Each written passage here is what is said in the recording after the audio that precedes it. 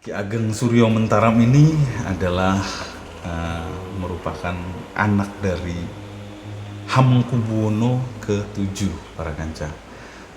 Beliau adalah anak ke-55 dari 79 bersaudara para kanca. Nama kecilnya adalah Bendoro Raden Mas Kudiarmaji para kanca. Beliau diangkat menjadi pangeran dengan gelar Bendoro Pangeran Haryo Suryo Mentaram, yang artinya adalah matahari Mataram para kanca. Dan dalam ilmu agama beliau dididik langsung oleh seorang yang sudah pasti kita kenal, yaitu Kiai Haji Ahmad Dahlan para kanca. Beliau selalu mencari yang namanya manusia. Para kanca misteri Timur Bumi, kali ini kita akan membahas perihal Kawruh Begjo, atau ilmu Begjo, atau biasa disebut sebagai ilmu bahagia dari Ki Ageng Suryo Mentaram, para kanca misteri Timur Bumi. Ilmu bahagia ini konon sudah menjadi literasi dalam dunia pendidikan, baik itu psikologi maupun filsafat dunia para kanca. Dan itu digagas oleh seorang pemikir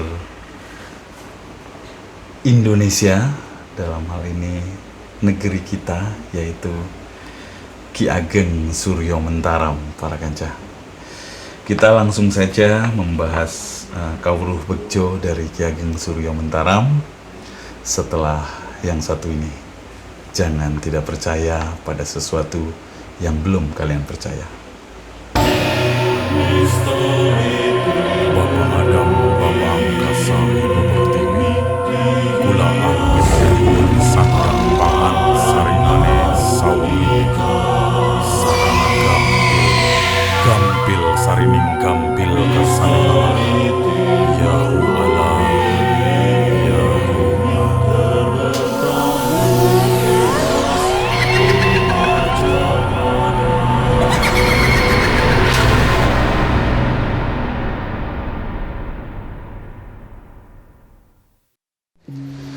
Kawruh Begjo ini adalah sebuah runutan pola atau gagasan untuk menuju kebahagiaan para kanca. Dan seperti yang tadi sudah dibahas, ini merupakan buah pikir dari seorang Ki Ageng Suryo Mentaram. Ki Ageng Suryo Mentaram ini adalah merupakan anak dari Hamengkubuwono ke-7 para kanca. Beliau adalah anak ke-55 dari 79 bersaudara para kanca. Jadi Hamengkubuwono ke-7 ini memiliki 79 anak dan nggak tahu dari berapa istri itu para kanca. Dan Ki Ageng Suryo Mentaram ini merupakan anak ke-55 yang nama kecilnya adalah Bendoro Raden Mas Kudiarmaji para kanca. Nah, setelah Ki Ageng Suryo Mentaram ini menginjak usia remaja, dalam hal ini sekitaran 18 tahunan, beliau diangkat menjadi pangeran dengan gelar Bendoro Pangeran Haryo Suryo Mentaram, yang artinya adalah matahari Mataram para kanca. Karena beliau sudah diangkat menjadi pangeran, maka beliau harus menguasai beberapa disiplin ilmu para kanca, sebagaimana kita ketahui, karena beliau harus disiapkan untuk menjadi seorang raja kelak kemudian hari gitu. Dan dalam ilmu agama beliau dididik langsung oleh seorang yang sudah pasti kita kenal, yaitu Kiai Haji Ahmad Dahlan para kanca, yang merupakan pendiri Muhammadiyah para kanca. Jadi Ki Ageng Suryo Mentaram ini saat itu dalam hal ilmu agama beliau dia didik langsung oleh Kiai Haji Ahmad Dahlan para kanca.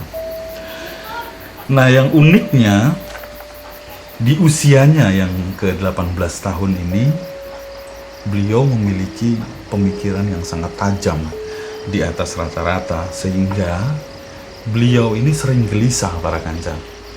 Karena apa yang beliau dapati beliau langsung olah dalam pemikirannya, karena mungkin ya di usia segitu beliau sudah mendapatkan berbagai macam disiplin ilmu gitu, sehingga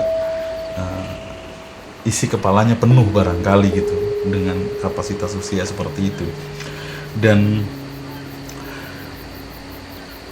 part hidupnya yang paling tersohor itu adalah Ki Ageng Suryo Mentaram itu dari usia segitu sampai ke belakang itu beliau selalu mencari yang namanya manusia gitu.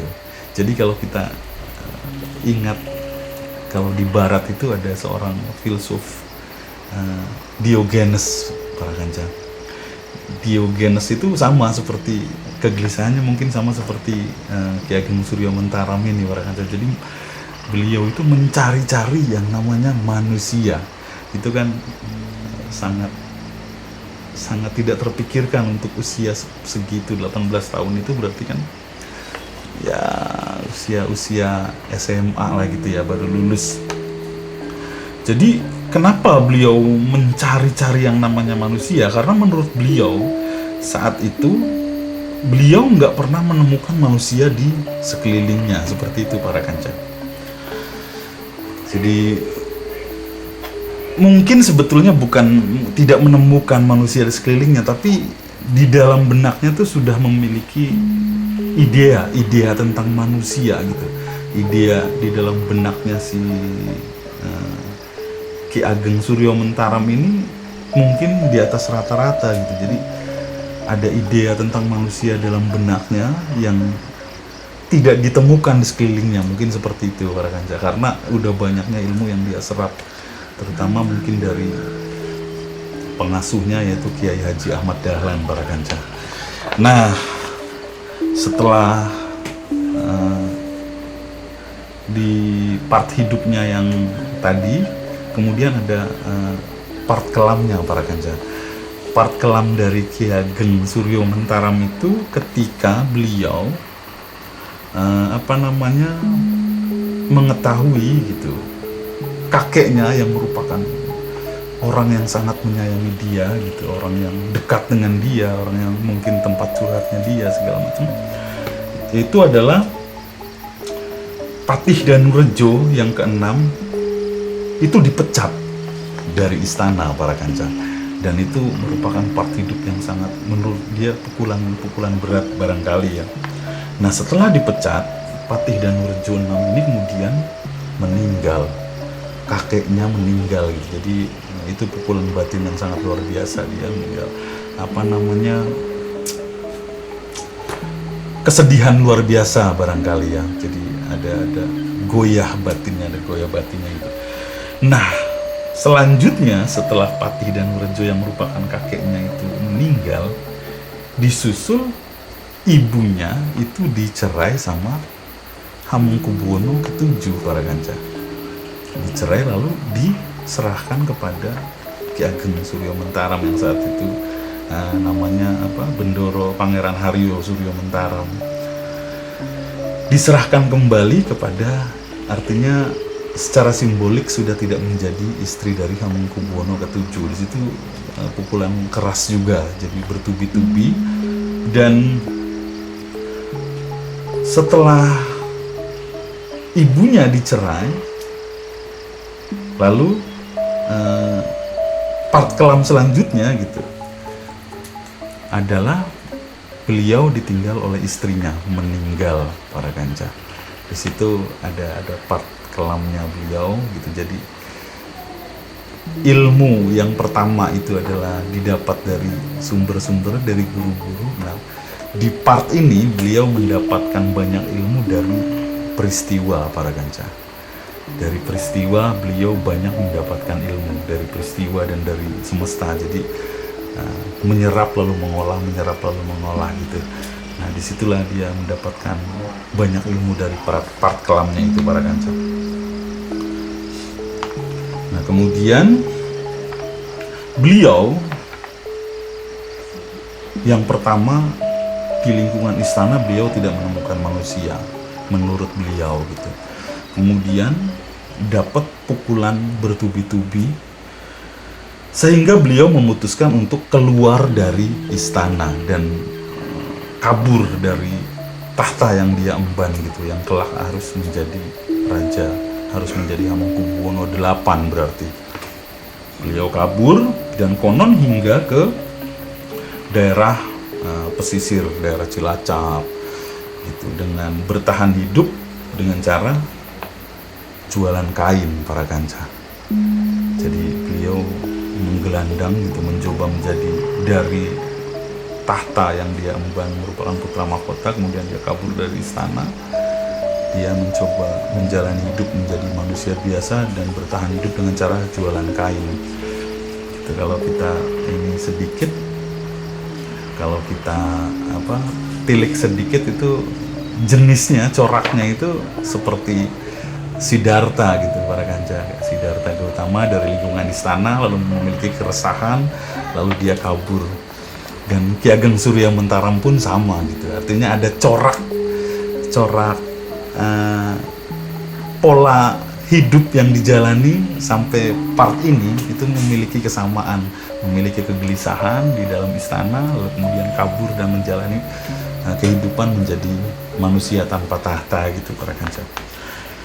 Lalu dari pihak istana terus mencari-cari beliau gitu sampai ke pelosok-pelosok mana, sehingga konon katanya pernah ditemukan oleh pihak istana itu beliau itu dalam keadaan menjadi seorang penggali sumur para kanca, tapi masih bisa dikenali oleh pihak istana walaupun dalam keadaan kotor gitu ya karena menggali sumur gitu, tapi dari pihak istana mengenali bahwa itu adalah Ki Ageng Surya Mentaram yang pangeran, notabene sebagai pangeran di keraton gitu.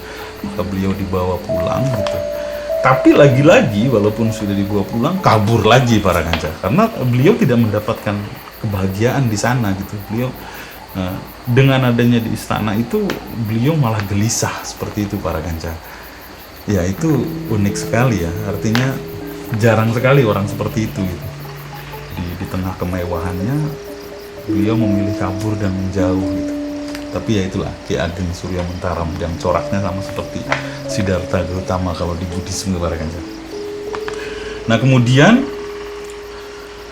sampai akhirnya, dan itu terus berulang ketemu lagi, bawa pulang, cabut lagi, dan terus gitu. Sampai akhirnya Hamengkubuwono VII meninggal para kanca. Dan karena Ki Ageng Surya Mentaram yang harusnya menempati posisi sebagai Hamengkubuwono VIII menolak gitu, dengan keras menolaknya gitu. Akhirnya tahta Hamengkubuwono VIII itu diserahkan kepada kakaknya gitu. Dan setelah kakaknya menjabat sebagai Hamengkubuwono VIII, beliau di sini baru bisa dengan mudah meminta izin untuk resmi keluar dari istana gitu para kanca. Karena waktu di era bapaknya itu sangat sulit, beliau masih kabur-kaburan lah kalau bahasa sekarang itu. Tapi ketika kakaknya menjabat, di situ beliau dapat ya restu, mungkin karena kakak gitu, dan kakaknya udah mengerti betul seperti apa corak batinnya Ki Ageng Surya Mentaram, maka beliau diizinkan untuk keluar dari istana. Dari situ beliau benar-benar terbebas dari belenggu yang menghimpit batinnya selama belasan tahun itu para kanca. Itu luar biasa. Jadi keluar dari istana seperti terbebas dari sesuatu yang selama belasan tahun menghimpit batinnya. Dan alasannya itu sangat unik sekali, yaitu beliau tidak menemukan manusia di dalam lingkungan istana para kanca. Itu unik sekali gitu. Tapi ya itulah keunikan dari Ki Ageng Surya Mentaram yang akan kita dalami lebih jauh gitu, bagaimana corak pikirannya dan gagasannya di video-video yang akan datang para kanca. itulah sekelumit masa lalu dari Ki Ageng Suryo Mentaram, dan itu unik sekali para kanca. Tapi kita tidak mau memasuki wilayah masa lalunya Ki Ageng Suryo Mentaram, melainkan kita akan menelaah corak pikirannya para kanca, menelaah jenis-jenis gagasannya, corak pikirannya, dan sampai akhirnya dia menemukan pola yang sering disebut sebagai Kawruh Bejo, dan kita akan bahas di video-video yang akan datang para kanca. Dan bagi para kanca yang udah subscribe, terima kasih banyak.